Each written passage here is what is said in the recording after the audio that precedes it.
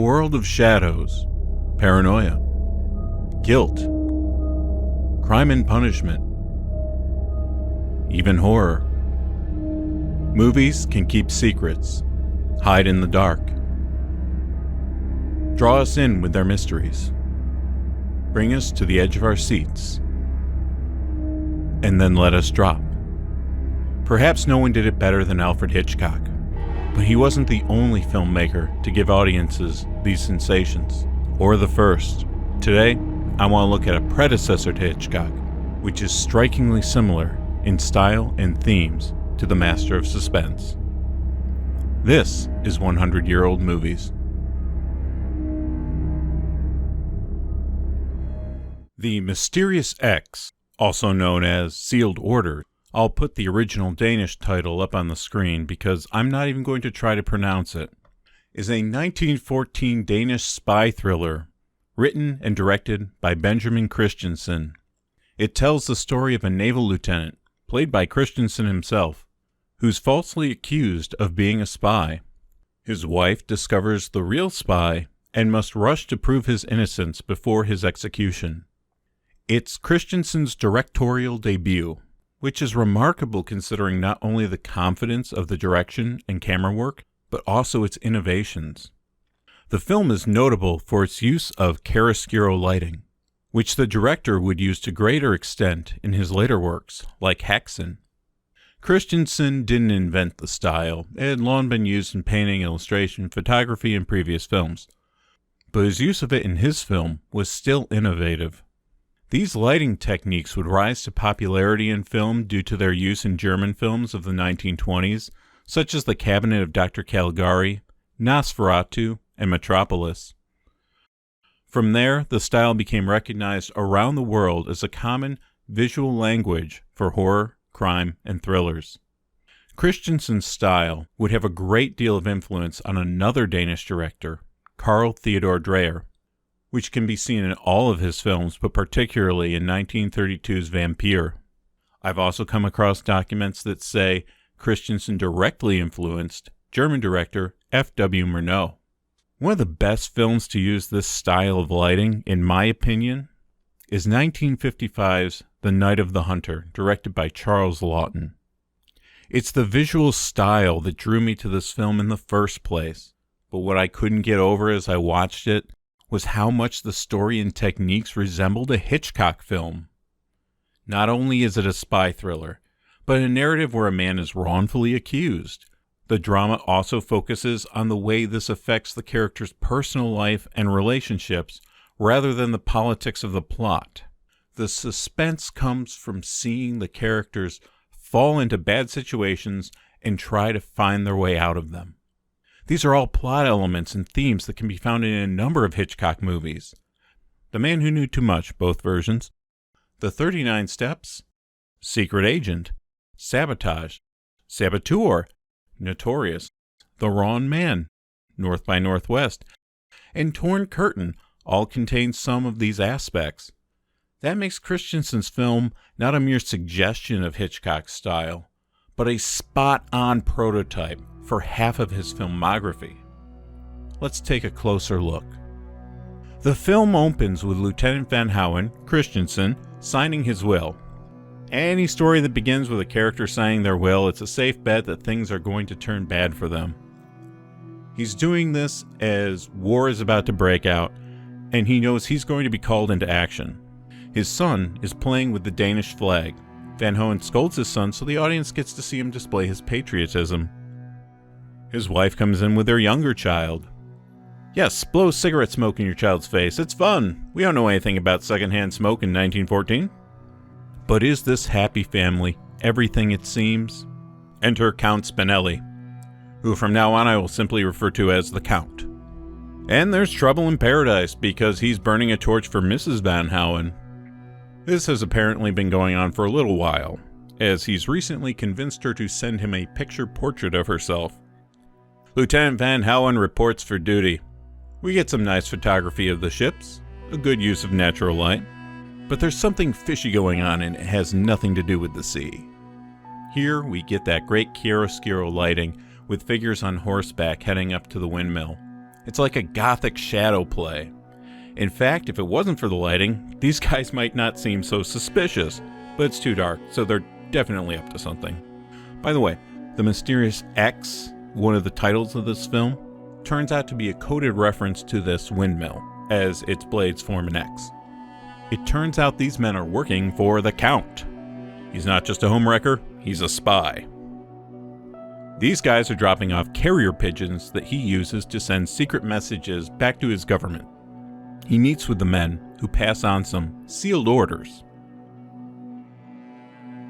The men then sneak out of the country and out of the film as well. We never see them again. That gives us another lovely shot. The next day at the Van Howen home, Mrs. Van Howen reads a love letter from the Count, which she then does an exceptionally poor job of hiding. The Van Howens attend a social gathering at the Count's estate and spend a good amount of time hanging out around the windmill. Of course, the Count spends most of his time trying to get Mrs. Van Howen alone. She has to repeatedly rebuff his advances. Seems she's gone as far as she's willing to go in indulging his infatuation with her. He's certainly not going to give up that easily, though. Back home, her kid finds the Count's love letter, setting in motion the tension of the mother's flirtatious affair being found out. The kid's going to cut it up, but the nursemaid stops her. Now we think the nursemaid is going to read it, but the older brother steals her glasses. She only cuts it into a paper elephant for the girl. This letter, along with the secret documents, constitute a narrative element known as the MacGuffin. MacGuffins are an item of interest which serve to further the plot and really have no other function. Famous examples include the Maltese Falcon from the novel and movie of the same name, or the stolen Death Star plans in Star Wars. The term MacGuffin was coined by Alfred Hitchcock. He used the narrative device often in his films. Technically, that does not mean that this is one of the connections between this movie and his work. It's just a coincidental bit of trivia. Lieutenant Van Howen gets his sealed orders from the Admiral, who, to add a bit of drama, is also Van Howen's father. Meanwhile, guess who shows up at the Van Howen house uninvited? He doesn't even knock first. Not that she'd hear him, it is a silent film after all. If you didn't find the Count creepy before this, you will now. The Count's uninvited arrival begins an elaborate sequence where tensions pulling in different directions play out simultaneously. It's definitely the central plot point of the story, and one of two great sequences in the movie. He's not supposed to be here. First, her kids almost see him. Then the lieutenant comes home.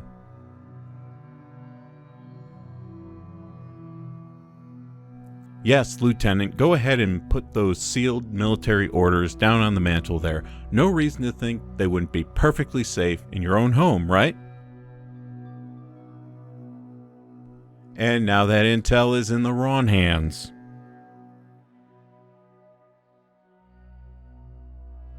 Oh no, the lieutenant has the love note. Is he going to read it? He does.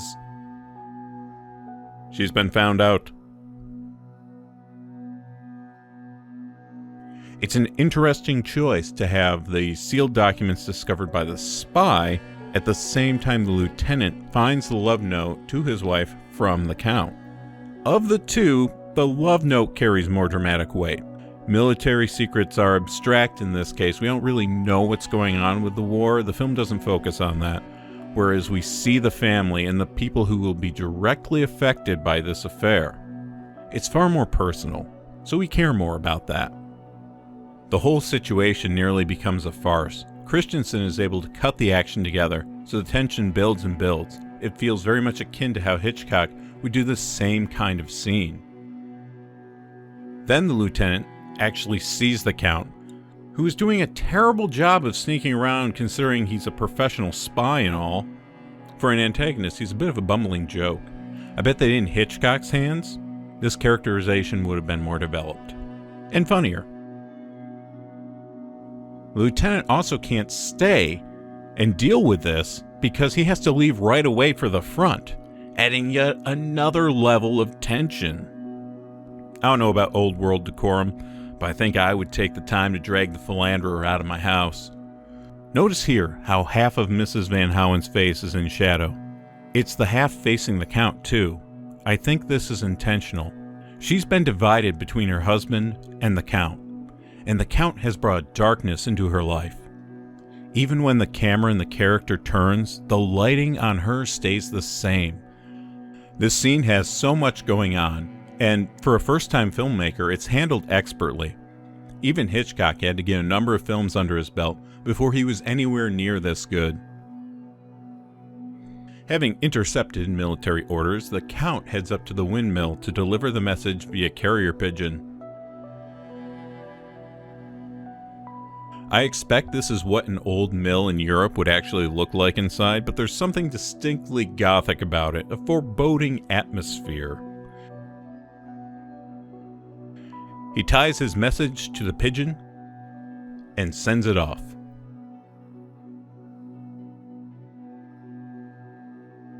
When he goes back to the cellar for something, however,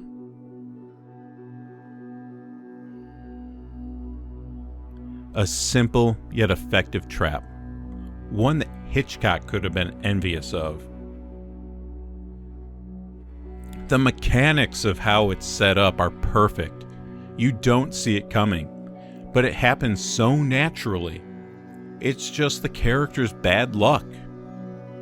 Even though this character is a villain and the audience isn't supposed to identify with him, I think the film allows us here to put ourselves in his situation. He's essentially sealed himself in his own coffin. In the next scene, some soldiers shoot down the pigeon and retrieve the message, so the Count failed in his mission as well. When the Admiral finds out, he blames the person he gave the orders to, his own son. The lieutenant is arrested and court-martialed. His wife pleads for his innocence, having concluded that the Count must have been the one to intercept the sealed orders. But the lieutenant denies this, as it would expose his wife's affair, which is somehow worse to him.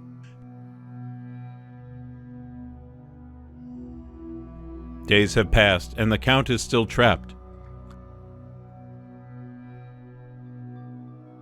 The children grieve as they await their father's execution.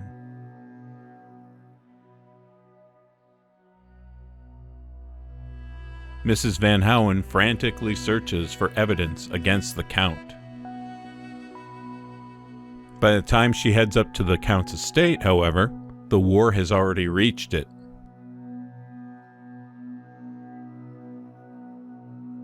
Yet somehow she gets through unscathed.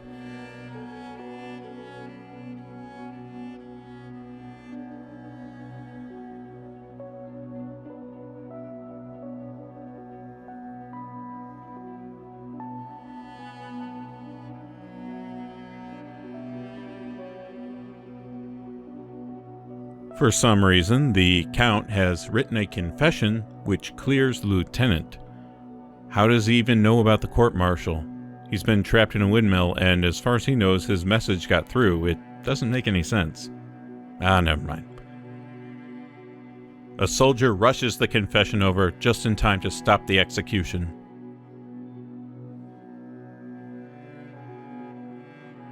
The lieutenant returns home, but is still upset over the affair. Until, that is, he finds the letter his wife wrote to the Count, telling him to stop pursuing her as she just loves her husband so much.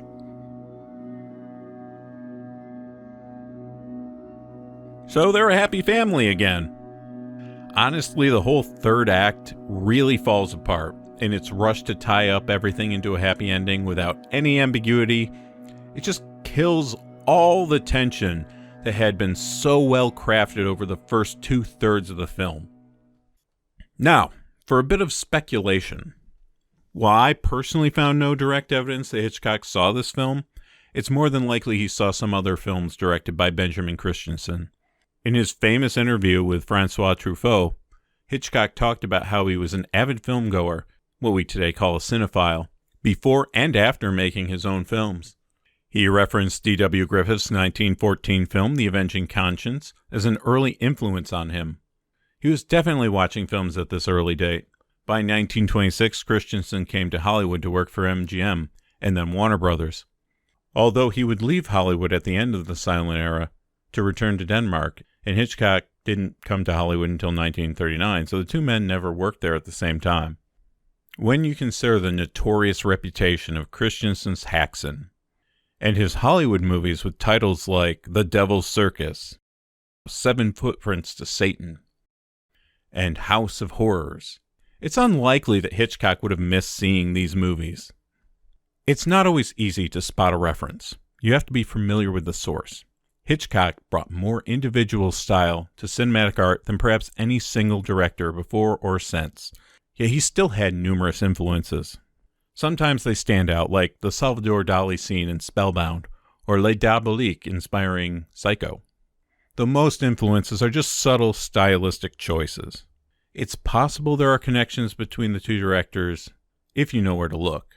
In his film, Foreign Correspondent, Hitchcock sets the most suspenseful scene in a windmill in Holland.